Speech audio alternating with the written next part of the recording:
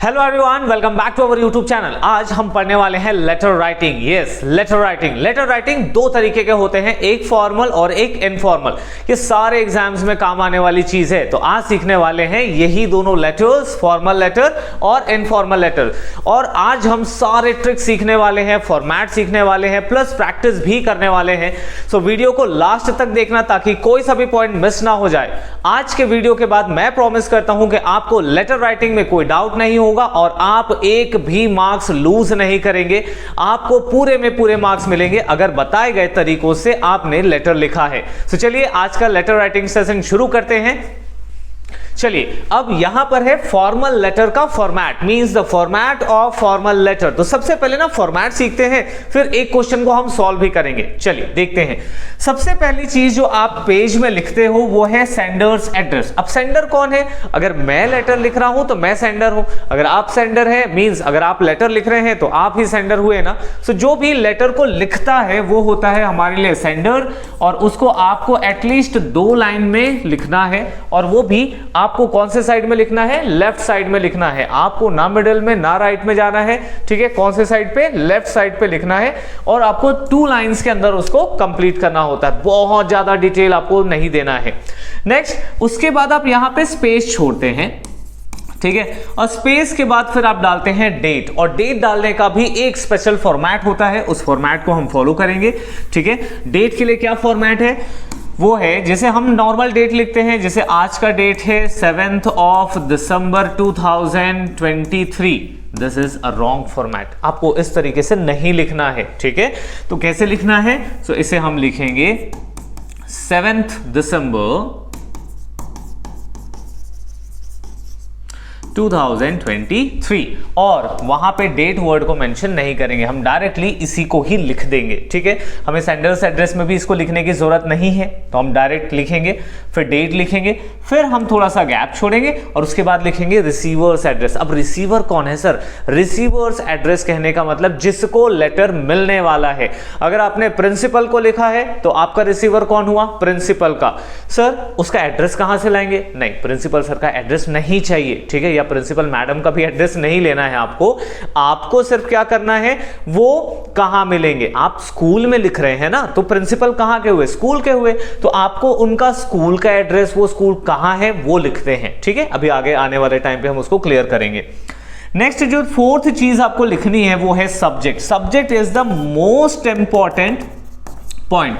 इस सब्जेक्ट से ही डिसाइड होता है कि आपका ये पूरा लेटर किस बारे में है, ठीक है। सो सपोज आपका आई कार्ड खो गया है और आप इस बारे में लिख रहे हैं कि आई कार्ड मेरा खो चुका है और मुझे डुप्लीकेट आई कार्ड चाहिए, ठीक है। सो आप क्या करेंगे? यहां पे मेंशन करेंगे, ठीक है। या आपको कोई कंप्लेन करनी है तो आप कंप्लेन यहां पर लिखेंगे, ठीक है ना। इस तरीके से सब्जेक्ट, वो भी बहुत छोटे फॉर्म में, हम क्वेश्चन के बेस पर सब्जेक्ट लेंगे आगे, ठीक। Next is greeting. यहां पर हम क्या लिखते हैं? Respected sir, respected madam, dear sir, dear madam लिखते हैं, दैट इज कॉल्ड ग्रीटिंग। फिर जगह छोड़ने के बाद body of the letter. Body of the letter मतलब कि मेन कंटेंट आपके लेटर का मेन कंटेंट, ठीक है। अब वो कैसा होना चाहिए? वो उसे हमने 3 डिफरेंट पैरा में डिवाइड किया हुआ है, मतलब 3 सेगमेंट होने चाहिए। अगर आपको अच्छे मार्क्स स्कोर करने हैं ना, तो इन 3 अलग अलग पॉइंट्स को आपको ध्यान रखना है। तो जो मेन कंटेंट हम लिखते हैं उसमें सबसे फर्स्ट पैराग्राफ जो होता है वो होता है इंट्रोडक्शन। किसका इंट्रोडक्शन? पहला लिखने वाले का। अगर आप लेटर लिख रहे हो तो आपका इंट्रोडक्शन होना चाहिए, ठीक है। मैं लिख रहा हूं तो मेरा इंट्रोडक्शन जाएगा, plus introduction of the topic, ठीक है। अब इंट्रोडक्शन किसका? एक तो सबसे पहले राइटर का, और दूसरा जो आप टॉपिक, जिस भी मुद्दे पर आप लिख रहे हैं ना, जो टॉपिक पर लिख रहे हैं, वो दोनों ही मेंशन होना चाहिए। दोनों का इंट्रोडक्शन फर्स्ट पैराग्राफ में हो जाना चाहिए, ठीक है। अब इन चीजों को याद रखिए, नेक्स्ट स्लाइड में भी पूरा डिस्कस करने वाले हैं। सेकेंड होता है मेन कंटेंट। आपका जो मेन प्रॉब्लम है आप वो यहां पर लिखेंगे कि आपको प्रॉब्लम क्या है, आप क्यों इस लेटर को लिख रहे हैं, सारा कुछ पूरे डिटेल के साथ आप लिखिए। फिर कंक्लूजन, लास्ट में आप क्या चाहते हैं, व्हाट डू यू वांट, वो आपको लिखना है। एंड ऑफ द लेटर यहीं पर करेंगे, ठीक है। जैसे आप चाहते हैं कि आपको एक डुप्लीकेट आई कार्ड मिल जाए, तो आप रिक्वेस्ट करेंगे लास्ट में कि please provide me a duplicate I card, ठीक है ना। वैसे ही किसी और चीज के लिए आपने कंप्लेन की है, वो कंप्लेन आपको यहां पे मेंशन करना है कि वो जो पर्सन है जिसको ये लेटर मिल रहा है वो क्या करेगा, वो कैसा एक्शन ले सकता है, आप क्या चाहते हैं कि वो क्या करे, वो यहां पे मेंशन करेंगे, ठीक है। नेक्स्ट इज, फिर हम थोड़ा जगह छोड़ेंगे, उसके बाद कॉम्प्लीमेंट्री क्लोजिंग देंगे और उसके साथ हम लिखेंगे नेम ऑफ द सेंडर, ठीक है। किसका सेंडर मींस आप भेज रहे हैं ना, तो आप अपना नाम लिखेंगे यहां पे क्लास के साथ, ठीक है। वैसे ज्यादातर एग्जामिनेशंस में नेम और एड्रेस दोनों चीज ही दी होती है सेंडर का, ठीक है। क्वेश्चन आएगा यू आर अनमोल, तो सबसे पहले आपका नाम बता दिया, कौन है आप, अनमोल है, तो आप नेम में क्या लिखेंगे, अनमोल लिखेंगे। आपका कुछ भी नाम हो लेकिन आपको अनमोल लिखना होगा, ठीक है। और वहां क्वेश्चन में जो भी एड्रेस दिया होगा उस एड्रेस को आपको सेंडर्स एड्रेस में लेना है, मतलब कि वो आपके लिए एड्रेस है और आपको सेंडर्स एड्रेस की जगह पर लिखना है, ठीक है ना।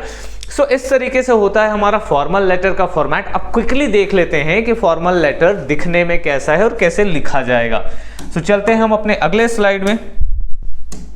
यहां देखिए एक हमारे पास क्वेश्चन है, ठीक है। ये फॉर्मल लेटर का फॉर्मेट है, ठीक है। सबसे पहले आपको एक क्वेश्चन दिया हुआ है, ठीक है, कि आपने अपनी आई कार्ड खो दी है। आप क्लास 10th के स्टूडेंट हैं अनिकेत सिंह और आपने अपनी आई कार्ड खो दी है, तो आपको डुप्लीकेट आई कार्ड के लिए एक क्वेश्चन लिखना है, ठीक है।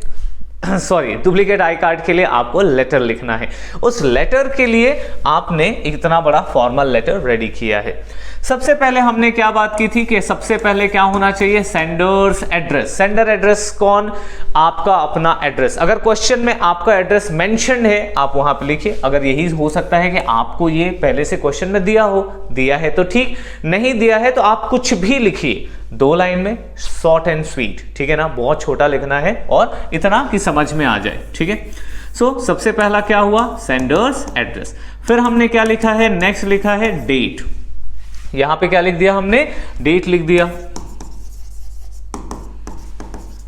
Sender's address. देन हमने लाइन छोड़ा, फिर हमने लिखा डेट, और डेट मैंने जैसे बताया था उसी फॉर्मेट में हमने लिखा है, ठीक है। 20 दिसंबर 2023 ये हो गया हमारे लिए डेट। नेक्स्ट इज 3 लाइन में, ये कितने लाइंस के होना चाहिए, अप्रोक्स 2 लाइंस। फिर यहाँ पे एटलीस्ट 3 लाइंस, यहाँ पे 3 लाइन का ही फॉर्मेट है, वो आपको लेना है। सबसे पहले आप एड्रेस करेंगे कि आप लिख किसको रहे हैं, आप प्रिंसिपल को लिख रहे हैं, क्लास टीचर को लिख रहे हैं, लाइब्रेरियन को लिख रहे हैं, आप पुलिस इंचार्ज को लिख रहे हैं, आप टाउन इंस्पेक्टर को लिख रहे हैं, आप कोर्ट में जज को लिख रहे हैं, या किसी कंपनी के ओनर को लिख रहे हैं, किसी कंपनी के मैनेजर को लिख रहे हैं। जिसको भी ये लेटर जाएगा आप उसको यहाँ पे एड्रेस करेंगे, उसके नाम को एड्रेस नहीं करेंगे। आप कभी भी नेम से नहीं लगा सकते। अगर आपको पता है क्लास टीचर कौन है, उसका नाम क्या है, तो भी आप नाम नहीं लिखेंगे, आप उनके पोस्ट को, उनके डेजिग्नेशन को ही आप यहां पे मेंशन करेंगे। नेक्स्ट है स्कूल का नाम, ठीक है। आपका जो भी स्कूल है, सपोज आपने किसी कंपनी के मैनेजर को लिखा है तो मैनेजर के कंपनी का नाम लिखना है। अगर आपने पुलिस स्टेशन में लिखा है पुलिस इंचार्ज को, सो द पुलिस इंचार्ज, फिर वो कौन सा पुलिस स्टेशन है और वो पुलिस स्टेशन कहां है, वो 3rd लाइन में आती है, ठीक है।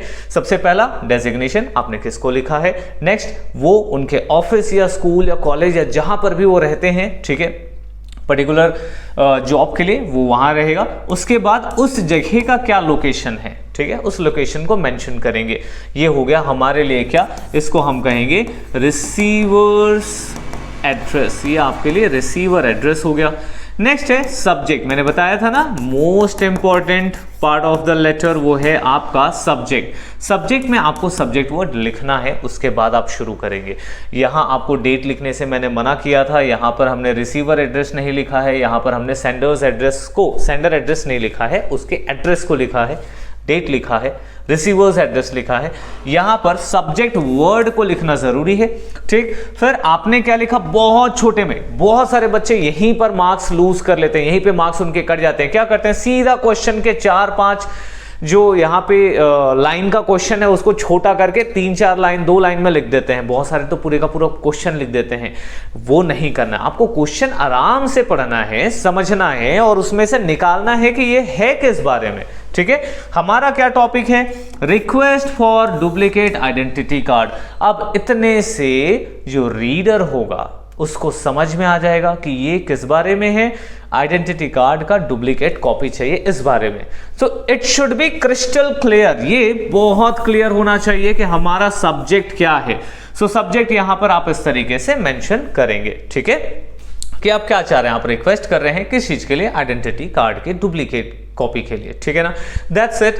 नेक्स्ट इज आप ग्रीटिंग दे रहे हैं। थर्ड हमने क्या पढ़ा है, थर्ड हमने पढ़ा है ग्रीटिंग। ठीक है, next point after this greeting है।